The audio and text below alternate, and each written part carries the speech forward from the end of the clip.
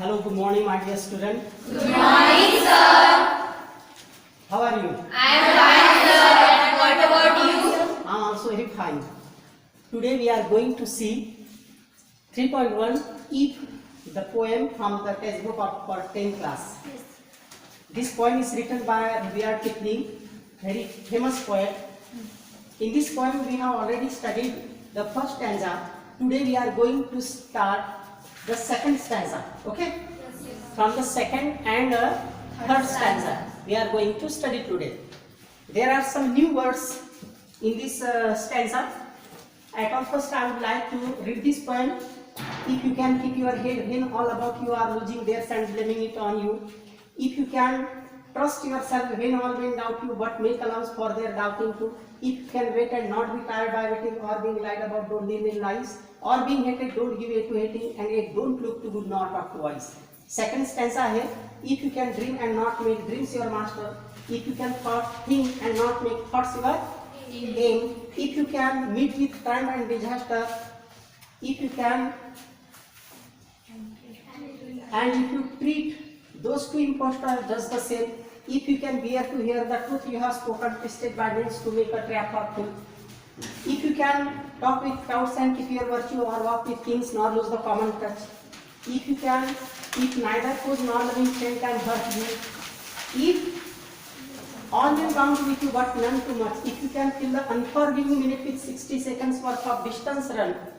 Yours is the earth and everything that's in it. And which is more, you will be a man, my son. अशा पद्धतीने या कवीने या कवितेमध्ये Rudyard किपलिंगने फार मोलाचं असं आपल्या मुलाला गायडन्स दिलेला आहे, ॲडवाइस दिलेला आहे. Actual in this poem poet is giving advice to his son, but indirectly he is advising us. आपल्या मुलाला जरी ॲडवाइस दिलं असेल तरी पण कवी या कवितेमध्ये आपल्याला ॲडवाइस देत आहे. तर बघूया second and third stanza. The first line of the second stanza. If you can dream and not make dreams your master. तर या लाइन मध्ये कवी सांगत आहे, poet wants to tell his son to dream and work hard to achieve the dream, but at the same time he warns his son he should not be the dream should not be the only aim of his life. कवी आपल्या मुलाला सांगतो की बेटा तू स्वप्न पहा, स्वप्न पूर्ण करण्यासाठी तू कठोर प्रयत्न पण कर, परंतु स्वप्न हाच तुझ्या आयुष्याचा एम असू नये, असा कवी आपल्या मुलाला उपदेश देत आहे. Do you understand? Yes, sir. Now I would like to ask you some question. What does poet say about dream? What does poet say about dream? Yes. Poet warns his son about dreams that we can dreams and work hard to fulfill. Put dreams should not be the only aim at his life. Poet wants his son that the dream should not be the only aim of his life. कवी स्वप्न पाहायला सांगतो, परंतु स्वप्न पाहणे हा त्याच्या आयुष्याचा एकमात्र उद्देश असू नये असं कवी आपल्या मुलाला सांगतो. Sit down. Good answer. Anybody of you again? Anybody of you? Yes. Poet warns his son about dream and work hard to fulfill, but dream should not be the only aim of his life. Good answer. Sit down.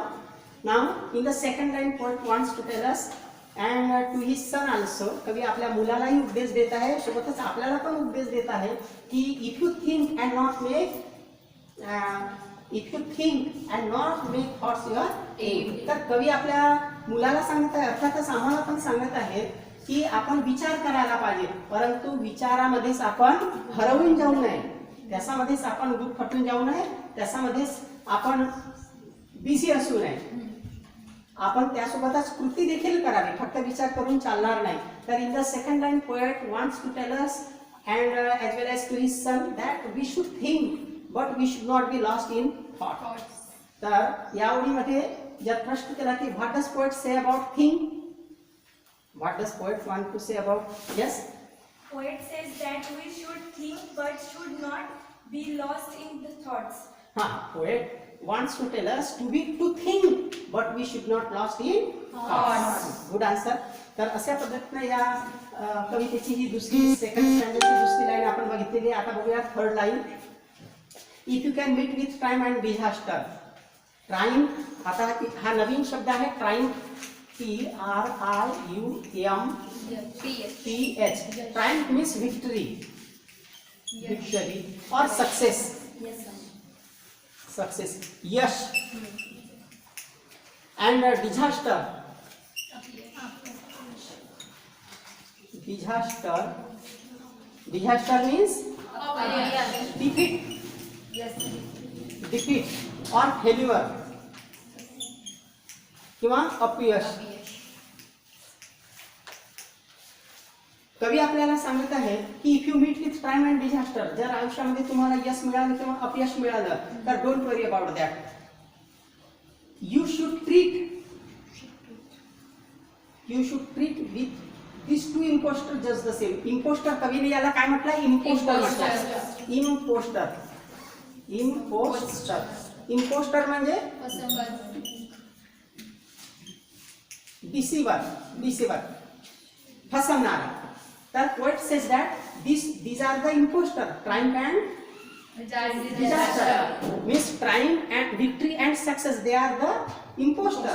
ते imposter आहेत म्हणजे फसवणारे आहेत. Because they do not remain permanently with us, they are temporary.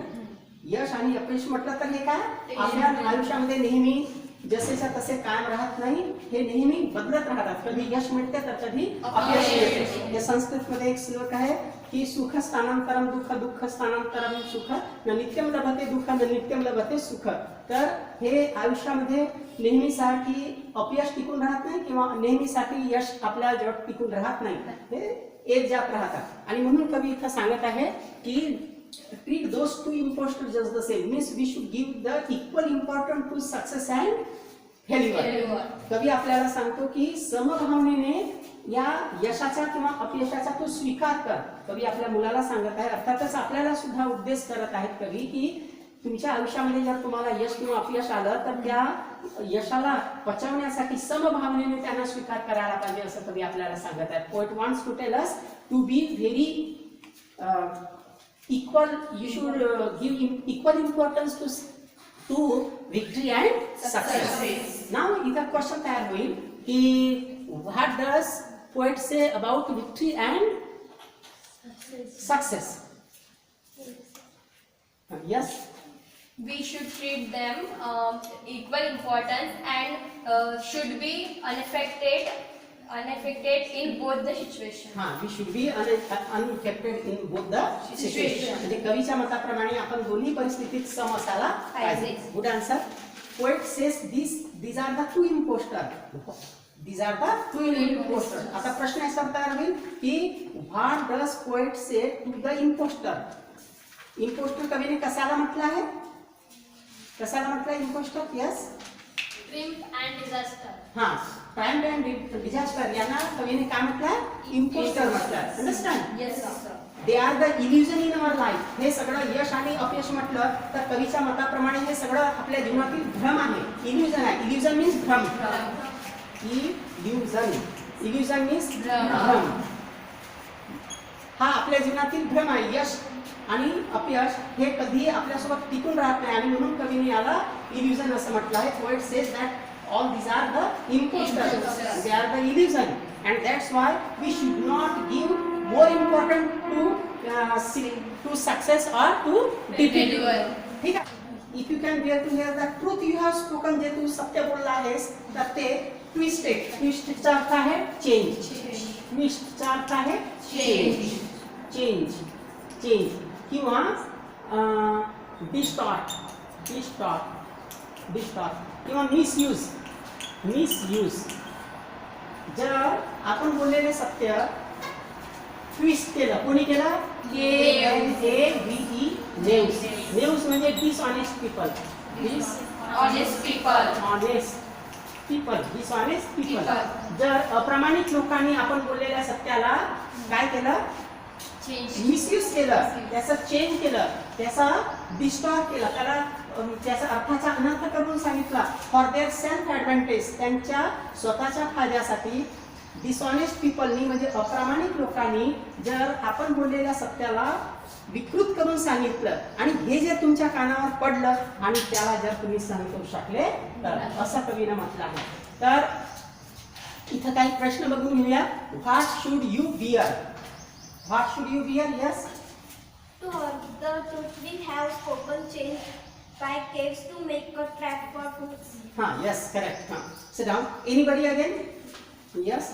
We should bear to hear the truth we have spoken, twisted by names. We should read. What should we bear? Sit down. We should bear to hear the truth we have spoken, twisted by names.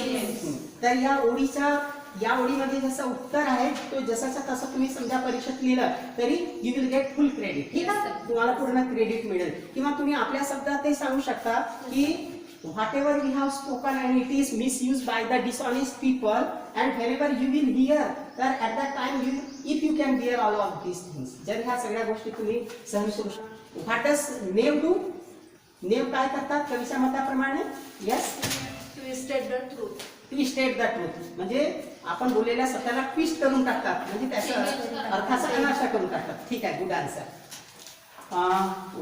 Who according to the poet change the truth? Who according to the poet change the truth? कवीच्या मताप्रमाणे सत्याला कोण change करून टाकत असते? कोण change करते? म्हणजे सत्याला कोण बदलून देते? The names. कोण चेंज करते? अच्छा, नेव्सचा अर्थ काय? Knaves means dishonest. तर what does the knaves do? What does the knaves do? Knaves काय करतात? Yes, you. Names twisted the truth we have spoken. Names twisted the truth we have spoken. Sir, what happened to the truth we have spoken? What happened to the truth we have spoken? आपल्या बोललेल्या सत्याला काय होत असते? Yes. It is twisted by the names. It is twisted by the names. म्हणजे ते Neves कडून twist केल्या जाते, मिसयूज केलं जातं. और what's the things you give your life to? टोकनचा अर्थ काय की ज्या गोष्टीसाठी तुम्ही संपूर्ण आपलं आयुष्य तुम्ही खर्च करून टाकलं आहे आणि ज्याला तुम्ही महत्त्व दिलं आहे, ज्या अपार कष्ट करून तुम्ही काही गोष्टी निर्माण केल्या आहेत, क्रिएटेड केल्या आहेत. What ever the things you have created by working so hard, and if they are broken, if they are destroyed, जर त्या डिस्ट्रॉय झाल्या असतील तर अशा प्रसंगी कवी काय करायला म्हणतो आपल्याला की यू शुड बी काम. तुम्ही शांत असायला पाहिजे. You should not stop your work. तुम्ही आपलं काम मध्येच थांबवू नका. You should continue work with worn out tools. कवीने म्हटलं विथ वॉर्न आउट टूल्सचा अर्थ आहे की जे उरले सुरले तुमच्याकडे जे रिसोर्सेस आहेत त्या रिसोर्सेसच्या मदतीने तुम्ही पुन्हा आपलं काम सुरू करा. Poet wants to tell us to continue our work if the things created by you are destroyed by the dishonest people. म्हणजे जर लोकांनी तुमच्या फार अपार कष्टाने तयार केलेल्या काही वस्तू नष्ट केल्या असतील तर आपण आपल्या कामाला पूर्ववत सुरू करायला पाहिजे असं कवी आपल्याला सांगत आहे. तर यावर आधारित काही प्रश्न बघून घेऊया. Yes. You should remain calm and continue your work with worn out tools. Yes, we should काम. जर आपण तयार केलेल्या गोष्टी sit down. What according to the poet should we do if the things we created by us are broken? We should calm and continue our work with worn out tools. Yes, we should calm. आपण शांत राहायला पाहिजे. चित्त आपलं स्थिर असू द्या आणि आपण आपलं काम पुन्हा सुरू करूया असं कवी आपल्या मुलाला सांगत आहे. तू आपलं काम पुन्हा सुरू कर जर त्या गोष्टी डिस्ट्रॉय झाल्या असतील तर मला वाटते ह्या गोष्टी तुम्हाला समजल्या असतील. I hope you understand all this lines. Now next line. If you can talk with crowds and keep your virtue. कवी काय म्हणत आहे की इफ यू कॅन टॉक. आता याच्यामध्ये काही कठीण शब्द आहेत तर ते बघून घेऊया. तर याच्यामध्ये इफ यू कॅन टॉक, टॉकचा अर्थ आहे बोलणे, म्हणजे इथं अर्थ आहे टॉकचा मिक्स होणे. Mix. If you can mix with crowd. क्राउडचा अर्थ आहे कॉमन पीपल. CROWD. क्राउडचा अर्थ आहे कॉमन पीपल. Common people. तर कवी काय म्हणत आहे की if you mix with common people, जर तू सर्वसामान्य लोकांसोबत मिळून मिसळून राहिला तर, and not lose your virtue. व्हर्च्यूचा अर्थ आहे VIRTUE. TUE व्हर्च्यूचा अर्थ आहे गुडनेस. गुडनेस. जर तू आपलं गुडनेस कायम ठेवू शकलास तर, किंवा मॉरल्स, गुडनेस किंवा मॉरल्स म्हणजे आपली नैतिकता, आपलं चांगुलपणा, आपल्या सद्गुणांना तू कायम ठेवू शकलास तर. Means according to the poet, if you are mixing with the people, with the common people, and if you are not losing your goodness, म्हणजे जर तू सर्वसामान्य लोकांसोबत मिळून मिसळून राहत असशील आणि जर आपल्या चांगुलपणाला सावध ठेवू शकशील, आपल्या नैतिकताला तू जपून ठेवू शकशील, असं जर करू शकशील तर. म्हणजे कवीच्या मताप्रमाणे, though we are living with the common people but we should not lost our, we should not lose our virtue, we should not lose our virtue म्हणा किंवा गुडनेस म्हणा किंवा मॉरल व्हॅल्यूज म्हणा. We should not lose our moral values even though we are living with the common people. तर इथं प्रश्न तयार होईल की what should we do if we live with the common people. If we mix up with the common people, what should we do? Yes? Yes? We should not lose our common We should not lose our common, virtue. we should not lose lose our our virtue or moral values. आपण आपल्या moral values, आपल्या नैतिकता आपण गमावू नये, त्या सावध ठेवायला पाहिजे. ठीक आहे. Now next slide म्हणत आहे कवी की if you can walk with crowds and keep your common touch.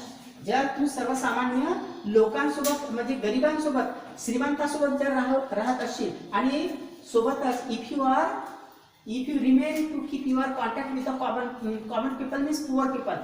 जर श्रीमंत लोकांशी means according to the poet, if you are in contact with the rich people at the same time you should not give up your contact with the poor people. म्हणजे श्रीमंत लोकांसोबत असताना तू गरीब लोकांशी असलेला तुझा संपर्क कमी होऊ देऊ नको. अंडरस्टँड? तर once again I am repeating this line की if you are coming in contact with the rich people, जर तू श्रीमंत लोकांच्या सानिध्यात येत असेल, but at the same time you should not give up your contact with the poor people, तर तेव्हा तू गरीब लोकांशी असलेला तुझा संपर्क कमी होऊ देऊ नको, असं कवी इथं सांगत आहे. तर आता इथे तयार होईल प्रश्न की what should you do if you are in contact with the rich people? Yes? We should not give up the contact with poor people. We should not give up the contact with the poor. When you are contact with the poor people, be disconnected. Yes? While walking with kings. While walking with kings. म्हणजे जर तुम्ही गरीब लोकांशी असलेला तुमचा संपर्क केव्हा कमी होऊ शकतो, तर जर तुम्ही श्रीमंत लोकांशी जर तुम्ही श्रीमंत लोकांच्या संपर्कात येत असाल तर अशा पद्धतीत इथं किंगचा अर्थ काय आहे? किंगचा अर्थ आहे rich people. To like if all men count with you but none too much. कवी काय म्हणत आहे? If all men count with you म्हणजे if you treat all men equally without any discrimination, कोणताही भेदभाव न करताना सगळ्या लोकांशी जर तू एक समानतेने वागू शकलास तर. आलं लक्षात? की poet, we should not be hurt by our close friend और बाय अवर एनिमी. आपण आपल्या मित्राकडून म्हणा किंवा आपल्या शत्रूकडून म्हणा स्वतःला दुःख देऊ नये. तर आता इथं एक प्रश्न तयार झाला, who can hurt you? Tannu? Friends or enemy? Friends or enemy. Good answer. Sit down. In this way, now next line. If all men count with you, but none too much. If all men count with you, जर सगळ्या लोकांशी तू समानतेने वागू शकलास तर. None too much म्हणजे none too much चा अर्थ आहे नन टू मच चा अर्थ आहे कोणालाही जास्त महत्व न देता. नन टू मच चा अर्थ आहे कोणालाही जास्त महत्व न देता सगळ्यांशी तू समानतेने वागू शकलास तर. Means according to the poet, we should treat all men equally without any discrimination. We should not give more importance to anybody. आपण पाहतोय श्रीमंत असला की त्याला जास्त महत्व देतात, गरीब असलं की लोक त्याला कमी महत्व देतात, शिकलेला व्यक्ती असला की त्याला जास्त महत्व देतात, कमी शिकलेला असला की लोक त्याला कमी महत्व देतात. तर कवीच्या मताप्रमाणे according to the poet we should not do that. कवीच्या मताप्रमाणे आपण असं करू नये. तर कवीच्या मताप्रमाणे काय करतो म्हणतो पोएट ॲडवाइस इज सन. कवी आपल्या मुलाला आणि आपल्यालाही ॲडवाइस करतो, उपदेश देतो की वी शुड ट्रीट इक्वली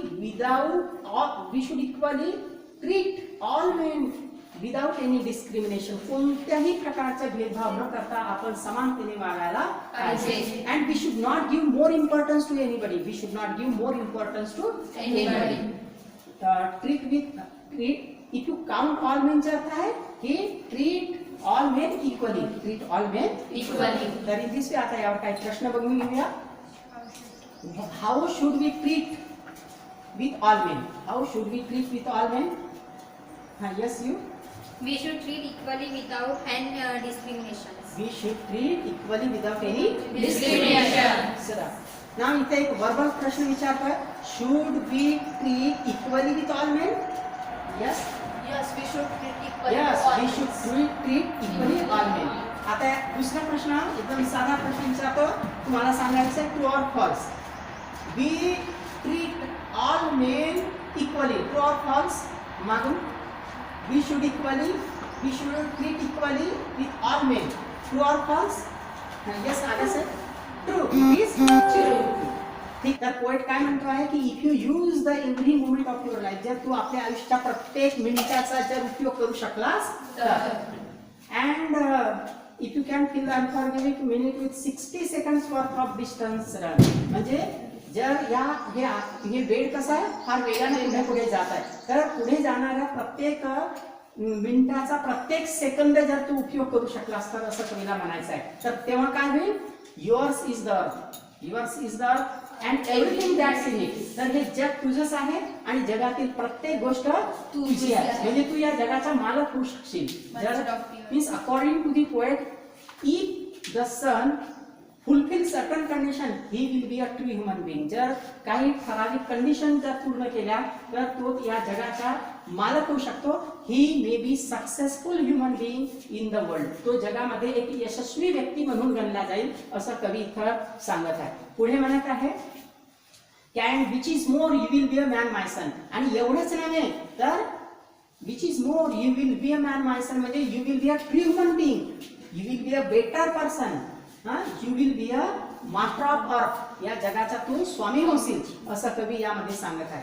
तर according to the poet, if we fulfil certain condition we will become a master of earth, we will become the true human Bing.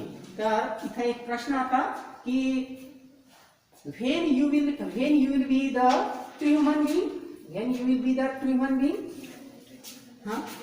When you will be use of each moment of life. if we use the every moment of our life, if we use the every moment of our life. तर कवीच्या मताप्रमाणे जर आपण या काही ठराविक condition अटी पूर्ण करू शकलो तर आपण आपल्या जीवनात एक यशस्वी व्यक्ती होऊ असं कवी इथं सांगत आहे. तर this poem is very nice poem, wonderful poem. Poet advise a lot of things in this poem. Poet advise us success comes from the self control of and moral values. यश हे कसं येत आहे तर यश हे आपल्या सेल्फ कंट्रोल मधून आणि moral values मधून आपण यश मिळवू शकतो असं कवी सांगत आहे. Poet advise in this poem, poet advise his son to fulfil certain condition and he will be a true human being. अशा पद्धतीनं we have studied this poem. You may understand very well, I hope. तर in this way we have finished this period. We shall meet again in the next period. Till then, sayonara. Okay.